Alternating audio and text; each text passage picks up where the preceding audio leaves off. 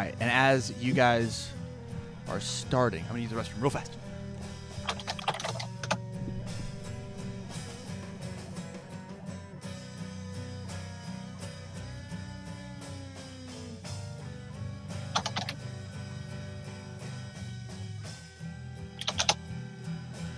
Yeah, we're talking about what this matchup looks like. Oh wow. I mean, one way to look at this is, well, yeah, who's better of Kotal over Andy? Who's better 6 or 7 hand size? How about who's better, Forbidden Moonset or Scarlet Meteor? That's true. We're really answering that question here. I wonder when if you these people started the day and were like, I'm making top cuts, or I'm gonna be in finals and have to figure out play that style here. So this is gonna be a good game. I think I don't think it's gonna be a slugfest here. And I think it's gonna come down to, can Tim Keefe pull off that attack on one magic of his? Because that's what he's gonna need here. He's gonna need that like turn one, like Andy does a build out and he do that turn one saw blade. And just do that. Turn one saw blades is a nice way to start a conversation. All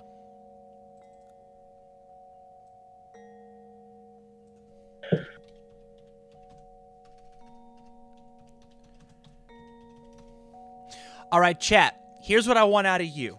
You've had a very fun, possibly very long day of UniVersus. These two individuals are going to be coming back and looking at the VODs. We are 11 and a half hours into this stream. I want you guys to blow up chat. Let them know all of your opinions. Talk to us inside of chat. Honestly, talk to them when they come back and they watch this video. And let them know how you're feeling as Andy makes a phenomenal build turn. The safest build 5 I've ever seen in my whole life. All right. That's the safest build 7 I've ever seen. Well, true. Let's be honest. It's more if we're talking Andy, but yeah. All right, Tim. We got some magic here. Well, we're apparently not going for turn 1 Shiranui no Mai. Or if we are, we have a lot of them. Did we mulligan our hand as Kotal Kahn? No. But the turn 1 attack! Oh! Oh, no. Oh, no. Oh, no. Hey, that is okay. So, for anybody who... This is maybe their first match, right? Wow. Cold-blooded. How about we go ahead and explain how Andy works, and then as we start game 2, we'll explain how Kotal Kahn works. Andy has the Let's Cut Loose. Insane. This man. Any good player would. All. This man's got it all. Any good player would. So, Jesse, explain to me what's going on in this Andy deck. What's its goal in playing the game? All right, so Andy's goal here is, well, twofold. There's the obvious A plan of Andy, which is using his ability of response every time a foundation enters play during the enters play is added to staging area, giving +1 speed and +1 damage, or -1 speed and -1 damage. And also using his enhance of once per turn, destroy a foundation, build a face down to the top of the deck.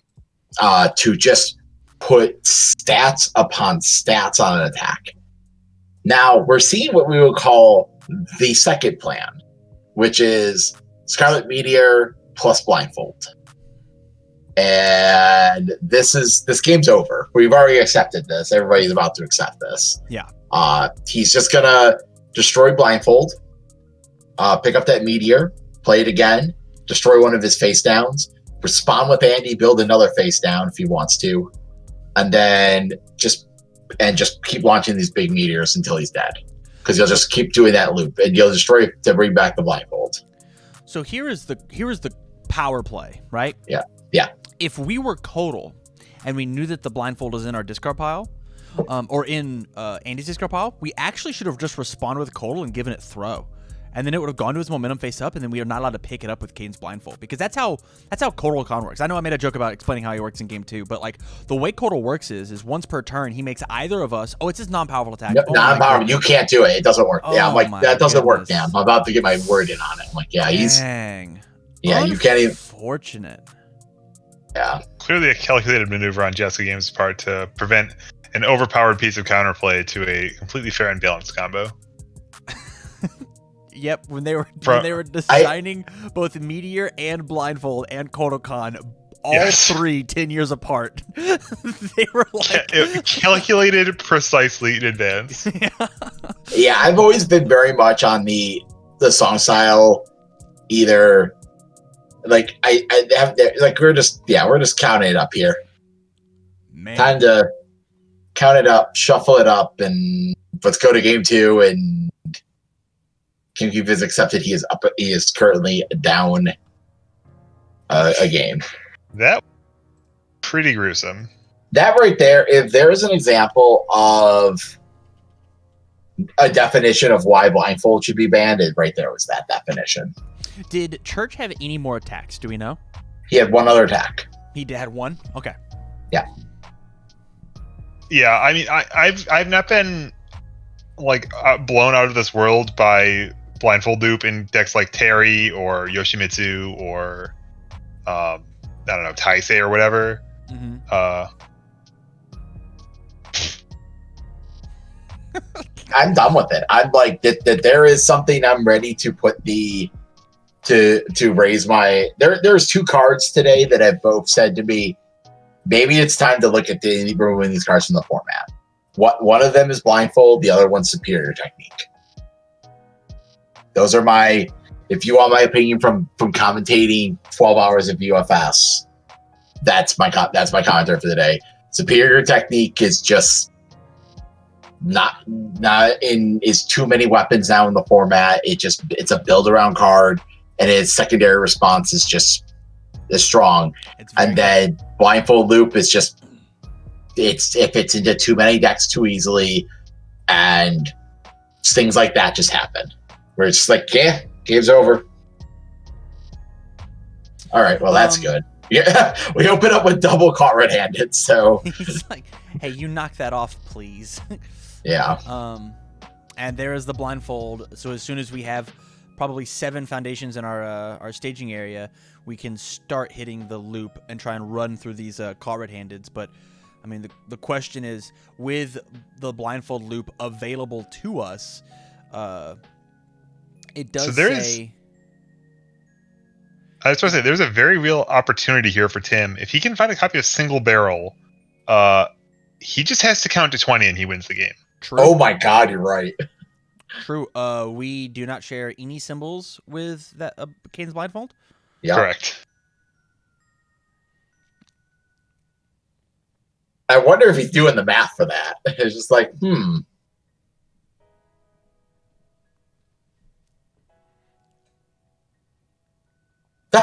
Hey, look, it's Single Barrel. Hey, look, a Single Barrel. All right. Andy is at 15 and cannot play cards this turn. If Andy dies, blindfold stays legal. If Andy lives, blindfold's gone. All right. Let's start. All right. So right now, is Andy's ready, correct? I'm not. He's committed. He committed to pass the second forbidden technique. Oh. So Tim has to find 50 because my damage. My tabletop's been jerky all day, so sometimes stuff stays committed when I know it should be ready. So I want to be sure. Tim literally has a forbidden moon set. That's game on the spot. Yeah. Huh. I'm in.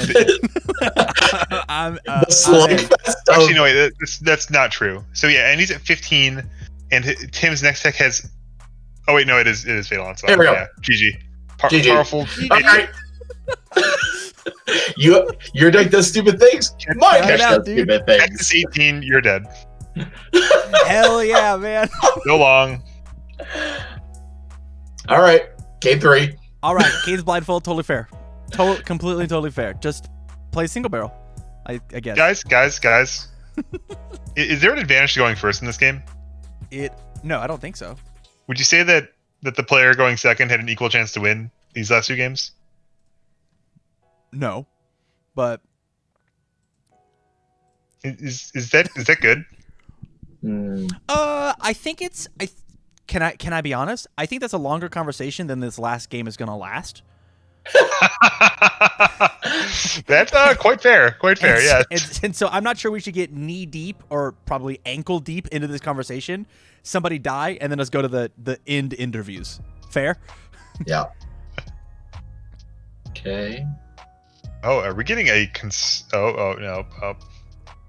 Same 7 build as game 1. Actually, that's not quite true. If he doesn't have a meteor, he can't destroy 3 foundations this turn. So the question is does Tim go for the attack on turn 1 again, in order to get that momentum, grab whatever he can?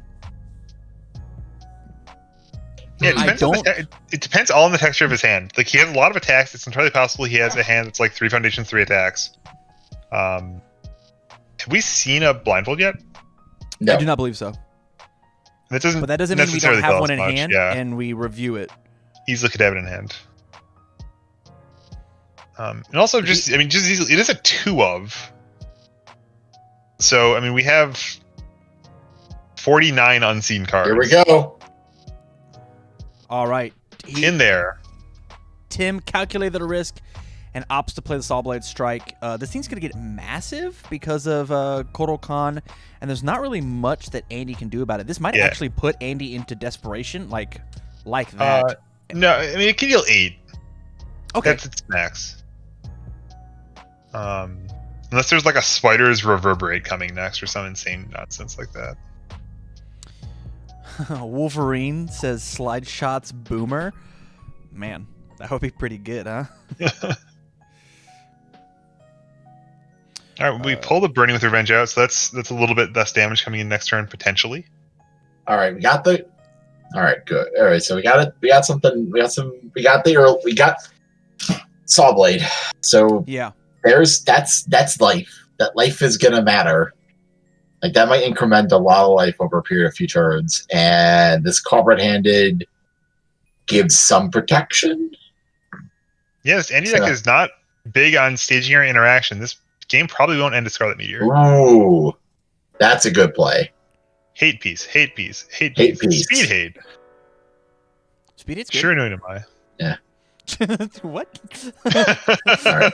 All right. So, Conduit of the United Essence might definitely come into play after we get him to desperation, because that can stop the Polymagian from bouncing something back to hand. Yes, True. indeed. And that's actually kind of critically important if Tim's going to try to save his throw for later. If he's going to try to set up a just one-shot kill with Moonset, for instance. All right. There is a Scarlet Meteor, yes, but there's no blindfold. So yeah, I mean, scoreboard says now we've had the flagship attack come out on turn 2 from whoever went first. And, it looks like Scarlet Meteor isn't winning this game on 2, so clearly Moonset better. Yeah. 100% of its games on turn 2. Mm-hmm. And the fact that we committed these Shadow of a Cowboys actually doesn't matter because of their ability that says we can just destroy one with Moonset to add it back in, then use Andy to just build 2 more. So we could go from 4 cards to 8 cards in our staging area in 2 enhances. Yeah, jokes aside, this is going to be a 9-speed high for 9, and it's up to Church what he wants to do with his meteor ability, and it looks like it's just going to retrieve just get his Shadow of a Cowboy back. He's trying to have -4s available for defense on the coming turn if he needs to sacrifice a Cowboy and a Glacial Assault on defense coming up. Oh wow, that's very interesting. He just declined to use Andy's Enhance there. Well, he he's wants to play spread a out the damage. long string, right? Yeah. And so he'd rather destroy his committed foundations than not. Yeah. And then we get to build this back in. We now have 2 more Shadow of a Cowboys that are available to us, as opposed to not. And so, I mean, this turn could be double meteor, double shotgun, and then what does Kotal do?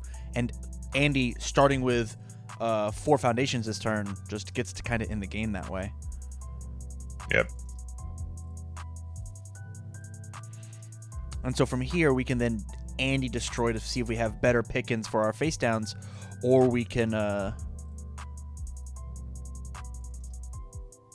just pop that face down back up.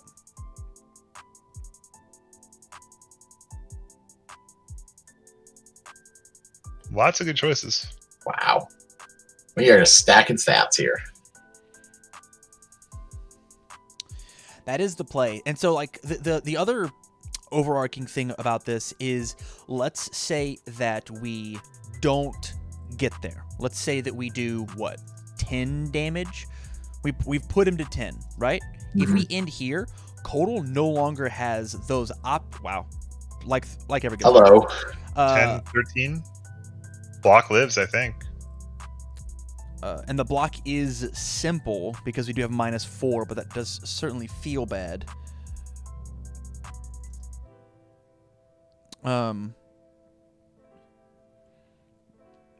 If you put Kotal down to like 3 life, he gets what? 1 activation of his ability. And so now Kotal has to do that full 17 with just his base stats. Not saying that he can't do that, but it is certainly something that he no longer, his reverberates aren't nearly as potent. They're no longer 9, they're just 7. Yeah. Or they're no longer 11. But they're just 11s, 7. yeah.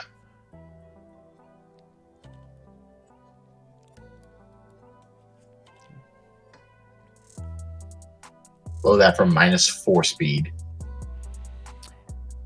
And so now Kotal has to, they're block with the reverberate.